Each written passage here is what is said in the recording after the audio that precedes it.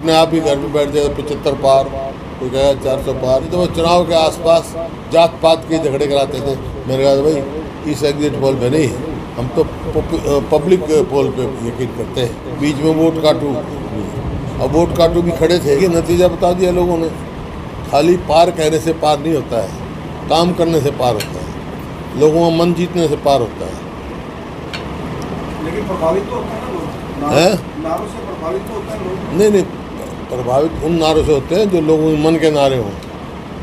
खाली अपने सुविधा के नारों से प्रभावित नहीं होते। अपने आप ही घर में बैठ जाए 75 पार, कोई कहेगा 400 पार। मैंने कहा था 400 पार कहते थे, आप बार बार मुझसे पूछते थे। मैंने कहा था वो बात सिद्ध हुई कि भाई साउथ में साफ, नॉर्थ में हाफ, बीजेपी का गिर गया ग्राफ। वही बात है।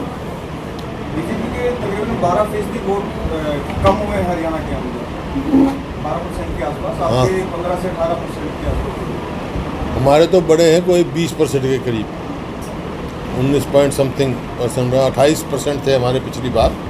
और अब के मतलब 47.61, 48 लगा लो, 48% है।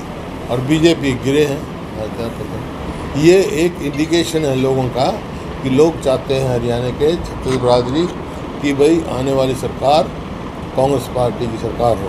इसी तरह से जो असेंबली में देखोगे आप, उसमें भी बहुमत दिया है इन्होंने।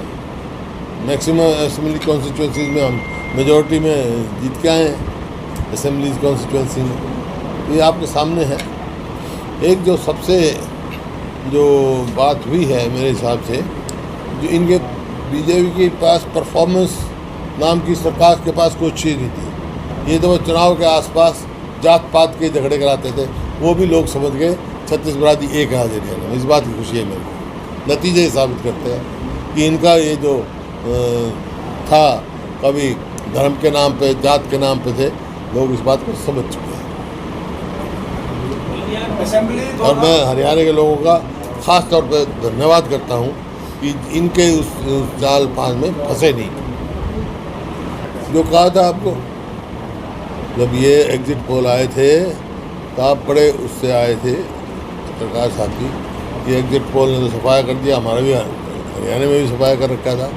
मैंने कहा भाई इस एग्जिट पोल पे नहीं, हम तो पब्लिक पोल पे यकीन करते हैं। 4 तारीख की इंतजार करो। लोग का है क्या, ये एग्जिट पोल तो कई बार फेल हो चुके हैं। लेकिन इस बार एक ही चीज शायद वोटर्स ने भी जीतने और हारने वाले कैंडिडेट को ही वोट किया है।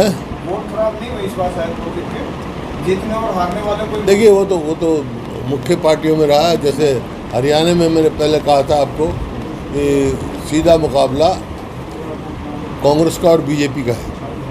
बीच में वोट काटू, अब वोट काटू भी खड़े थे कई, तो उनका मुकाबला बीजेपी या कांग्रेस से नहीं था, उनका मुकाबला था नोटा से। जितनी नोटा की वोट आई उतनी वोट उनकी आई, नोटा से मुकाबला था उनका, पॉलिटिकल पार्टी से नहीं था। विधानसभा चुनाव बता दिया, विधानसभा में लोग मन बना चुके हैं, छत्तीस बरादरी कांग्रेस की सरकार बनाएंगे और ओवरवेलमिंग मेजॉरिटी कांग्रेस की आएगी। 56 विधानसभा में लीड है। हाँ, जितने में भी है, मतलब मेजॉरिटी में। कुरुक्षेत्र का नतीजा तो प्रभावित हुआ है ना? है तीसरे कैंडिडेट से कुरुक्षेत्र का नतीजा तो प्रभावित हुआ है क्या? ये जो आप वोट काटो नहीं, बहुत बड़ा बहुत कंटेस्ट रहा है उनका, बहुत अच्छे लड़ाई हुई। देखो वो नया आदमी था सुशील गुप्ता, नया आदमी देखते हुए जो कभी गए नहीं कुरुक्षेत्र, उन्होंने अच्छी